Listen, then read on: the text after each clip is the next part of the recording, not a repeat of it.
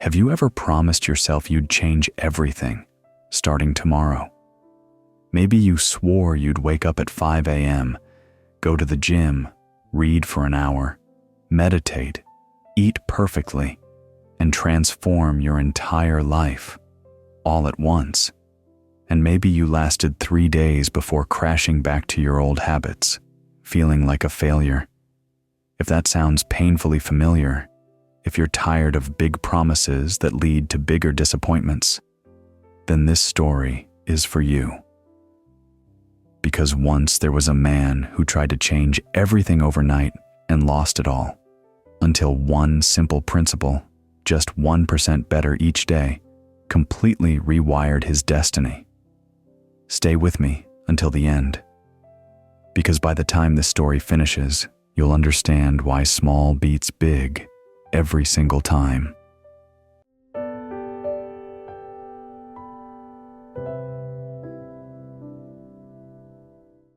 In a bustling city where everyone seemed to be racing toward success, there lived a 32-year-old accountant named David. David was smart, hardworking, and filled with dreams of becoming healthier, wealthier, and more successful. But David had one fatal flaw. He believed in the all-or-nothing approach. Every few months, David would look in the mirror, see someone he didn't recognize, and declare, "Starting Monday, everything changes." He'd buy expensive gym memberships, fancy meal prep containers, productivity planners, online courses, meditation apps. His apartment was a museum of abandoned transformations. Monday would arrive with explosive energy. He'd wake up at 5 a.m., work out for 2 hours, eat perfectly, read for an hour, work with laser focus, and end the day meditating. Tuesday, he'd do it again, though slightly more tired. Wednesday, he'd wake up sore, exhausted, skip the workout, eat whatever was convenient, and feel the first crack in his perfect plan. By Friday, the 5 a.m. alarm would be snoozed. By Sunday, he'd be back to his old routine, ordering takeout and scrolling through his phone. The worst part wasn't the failure. It was the shame his co-worker, James, who had steadily lost 30 pounds over a year by starting with just a 15-minute walk each day, would ask. Still hitting the gym, David would force a smile and say, "Taking a short break? I'll get back to it." But deep inside, David felt broken. Every night, staring at the ceiling, he whispered the same question. "Why can't I stick to anything? What's wrong with me?" He didn't know that he wasn't failing because he lacked discipline. He was failing because he was trying to climb a mountain in a single leap. One autumn, David decided this time would be different. This time, he'd transform completely. He quit sugar, committed to running 5 kilometers every morning, signed up for an intensive language course, promised to read 2 books a week, started a side business, all at once. The first week was heroic. David felt invincible. The second week, cracks appeared. He missed 1 morning run, skipped 1 language lesson. But he told himself, "It's fine, I'll catch up." By week 3, his body was exhausted. His mind was scattered. He was working 14-hour days, sleeping 5 hours, running on willpower fumes. And unlike every other time he'd tried to change, this time he didn't quit early. This time, he pushed through exhaustion, ignored the warning signs, and kept going. Then it happened. One Thursday morning, David's alarm screamed at 4:45 a.m. His entire body ached. He reached to silence the alarm and couldn't move his arm. A sharp pain shot through his shoulder. 3 weeks of pushing himself too hard, too fast, the longest he'd ever stuck to anything, had finally broken his body. David lay in bed, unable to lift his arm, tears streaming down his face, and whispered the words he'd been avoiding. "I can't do this anymore." He called in sick to work. For 3 days he stayed in bed, physically injured and emotionally shattered. David stared at the ceiling and felt something he'd never felt before. Not just failure, but hopelessness. Maybe I'm just not meant to change, he thought. Maybe this is who I am. On the 4th day, barely able to move, David's phone rang. It was James. "Hey David, heard you're sick. Need anything?" David, voice breaking, said something he'd never admitted to anyone. "James, how do you do it? How do you actually change? Because I've tried everything, and I keep failing." There was a pause. Then James said 6 words that changed everything. "Meet me tomorrow. I'll show you." The next afternoon, David met James at a quiet coffee shop. His shoulder still ached, a reminder of his latest failure. James sat down, looked at David's tired face, and said, "You want to know my secret?" David nodded, expecting some complex system. James pulled out a napkin and drew a simple line. "Most people try to jump from here." He marked a point at the bottom. "To here." He marked a point at the top. "In one giant leap." That's what you've been doing. Wake up at 5 a.m. when you usually wake up at 8. Run 5K when you haven't run in months. James pulled out his phone and opened a calculator. "David, let me show you something that changed my life." He typed 1.01 times 1.01 times 1.01 and so on. This is a metaphor, not a formula. But it shows the power of consistency. Life doesn't actually improve in perfect math, and some days you'll make no progress at all. But direction matters more than precision. If you could improve by just 1% each day, and I don't mean literally 1%, I mean just a tiny bit better, after a year, the compound effect makes you unrecognizable. James showed him the screen, 37.78. Of course, life isn't pure math. Some days you'll improve 0%, some days maybe 2%. But the principle is real. Tiny improvements compound into massive change over time if you don't break the chain. The 1% isn't about measuring precisely. It's about asking yourself every day, what's the smallest improvement I can make right now?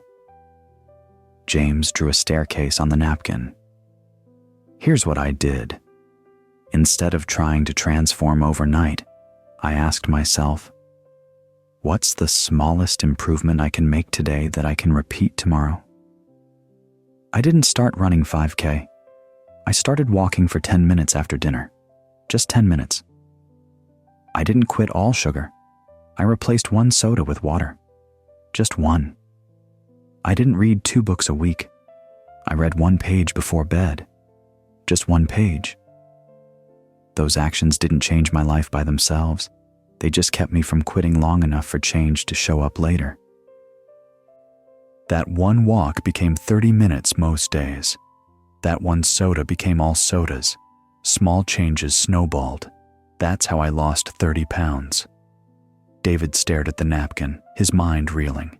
James leaned forward. David, here's the truth nobody tells you. Motivation gets you started, but tiny habits keep you going. You don't need to be 100% better today. You just need to be 1% better than yesterday. Here's the key. The minimum always stays embarrassingly small. 1 push-up forever. But on good days, and there will be good days, your body will naturally want more. But the next day, the rule resets. 1 push-up minimum. This protects you on bad days. Sick? 1 push-up? Exhausted? 1 push-up. The minimum is your insurance policy. But the compound growth doesn't come from doing 1 push-up forever. It comes from never breaking the chain, naturally expanding on good days, and always having a minimum, you can't fail. Over time, your normal will drift upward. That's compound growth, not from forcing more, but from consistent showing up, allowing natural expansion. James looked directly at David. So here's what I want you to do. For the next 30 days, choose one thing, the smallest possible version. So small, it feels almost embarrassing. What do you want to change most? I want to be healthier. Okay, what's the smallest health habit you can do every day? David thought. 10 push-ups. James shook his head.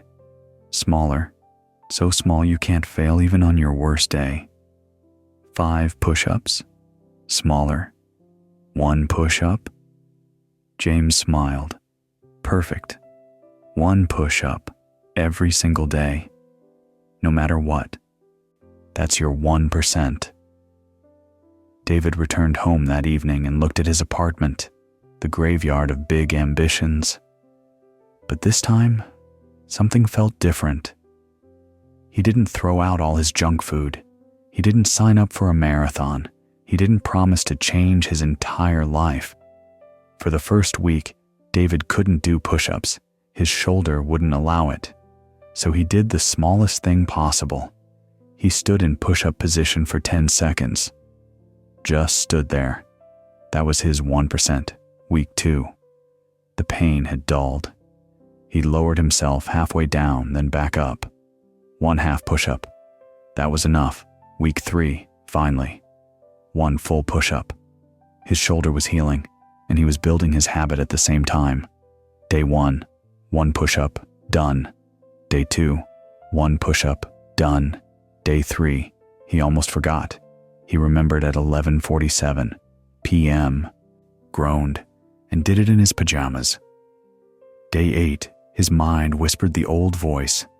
This is stupid. 1 push-up won't change anything. But he did it anyway. Day 12, he wanted to quit. It felt pointless. He texted James, I don't see any results. James replied, You're not supposed to see results yet.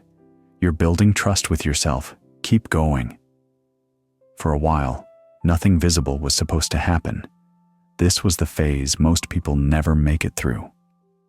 Day 14, the 1 push-up had become automatic.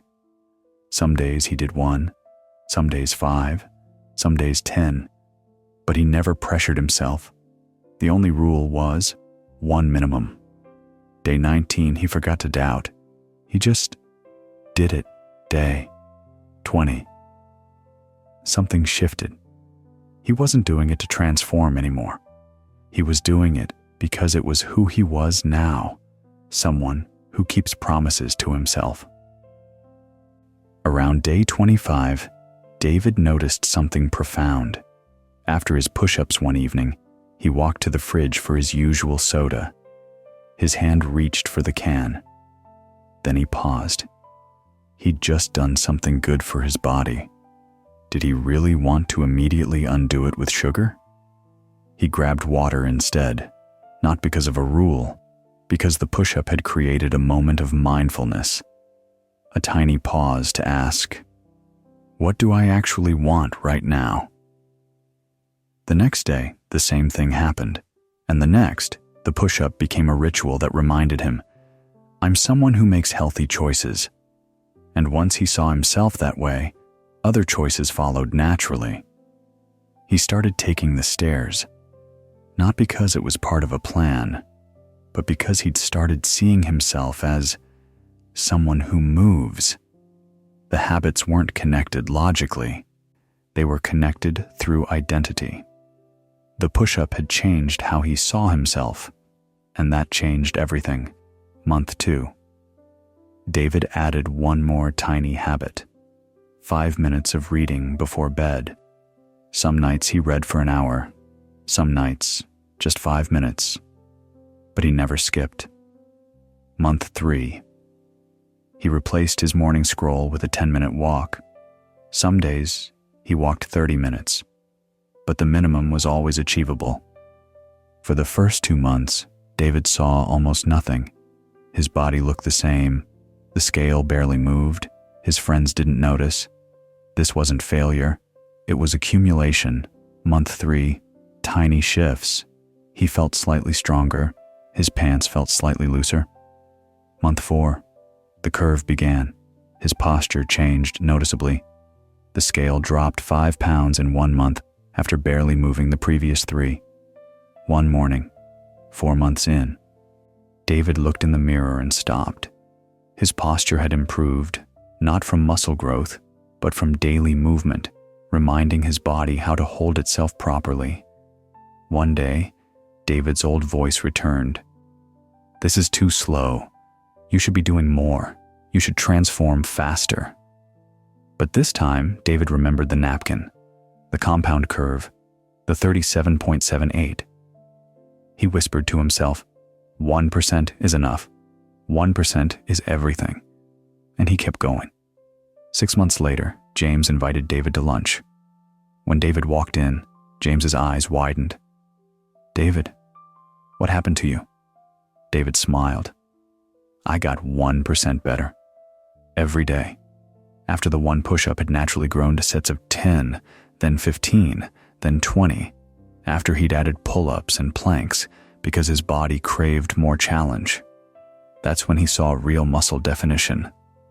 He'd lost 20 pounds, not through extreme diets, but through tiny daily choices that added up.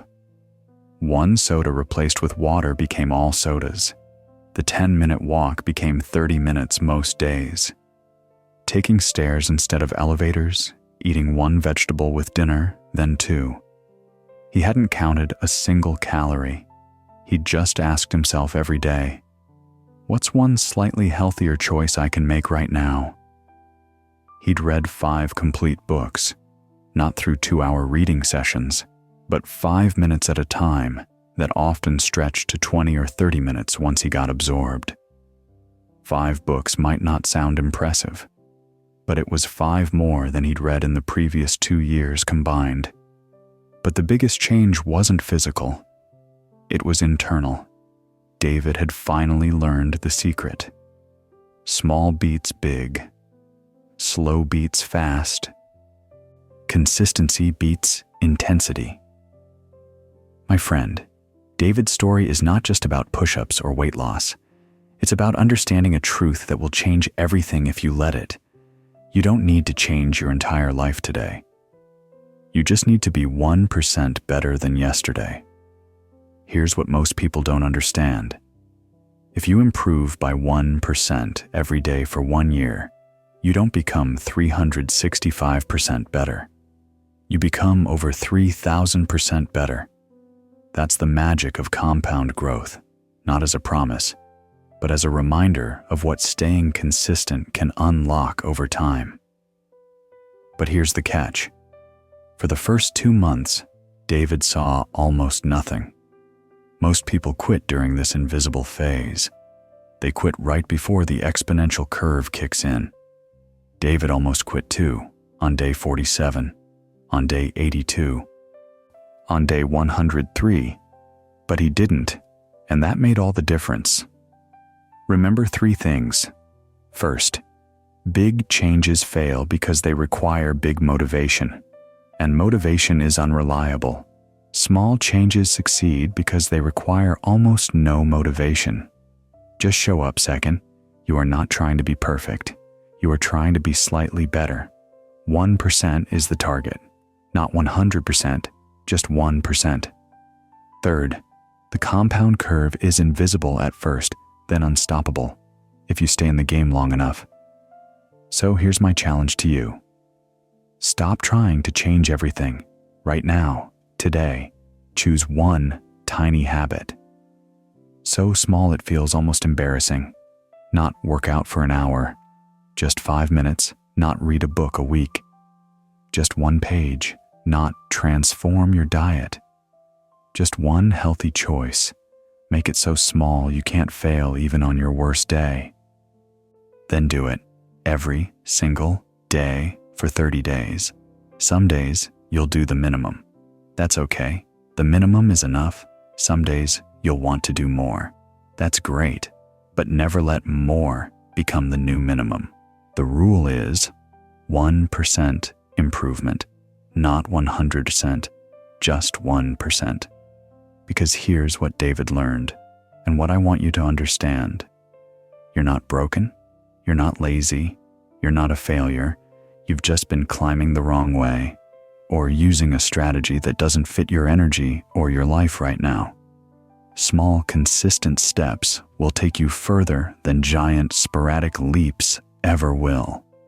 If this story hit you, if you're ready to stop chasing perfect and start embracing progress, I want you to do 3 things. First, hit that like button so more people discover the 1% rule. Second, share this video with one friend who's struggling with big changes that never stick. Third, and this is the most important, drop a comment right now telling me, what's your 1% habit for the next 30 days? I'll read every comment. Let's build a community of people who understand.